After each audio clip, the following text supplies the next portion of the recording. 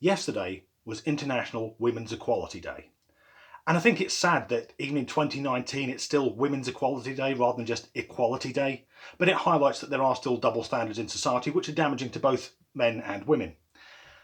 But to be honest, I didn't even know about this until I saw a post on Instagram by the actress Angie Harmon.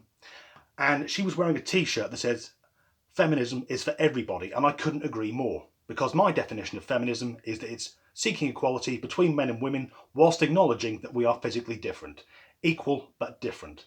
But something I've covered a lot recently is the way that the word feminism has been hijacked by third wave feminists who aren't about equality, it's all just hatred. Hating men and hating women who don't fit in with their rhetoric. But their websites are fucking hilarious. Just this morning I was reading an article about the way which apparently overweight women are discriminated against sexually. Now, I'm talking about obesity here. I know people can be overweight due to medical reasons or lifestyle choices, and to be quite blunt, anyone who's overweight, it's their body, let them get on with it. But the author of this article, an overweight woman, claims that if a larger lady approaches a man for sex and he turns her down, presumably because he's not attracted to her because of her weight, the psychological damage that does means that in effect the man has raped her. Let that settle in for a moment.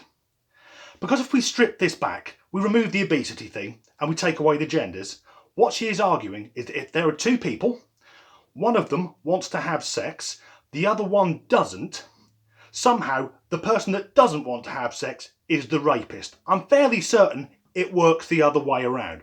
But bear in mind, on the same website, because they're so detached from reality, there's an article that claims that 98% of men are sex offenders.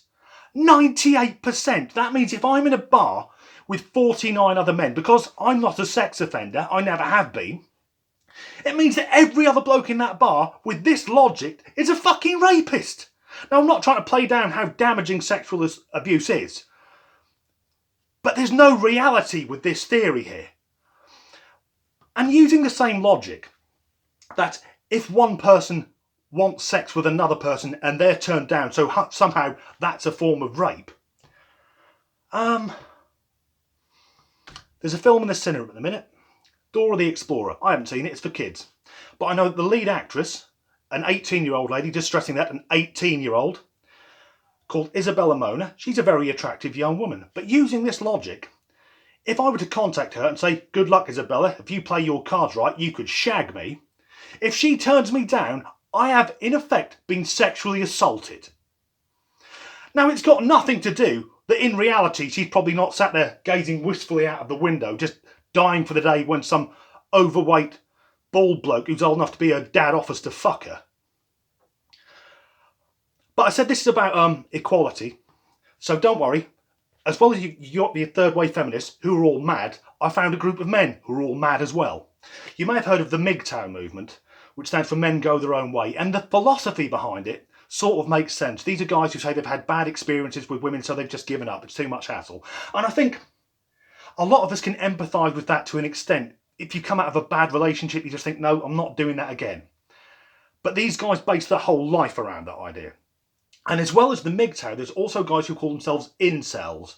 And they should be incels, padded ones. Incel stands for involuntary celibate. These are guys who want to be having sex, but they aren't.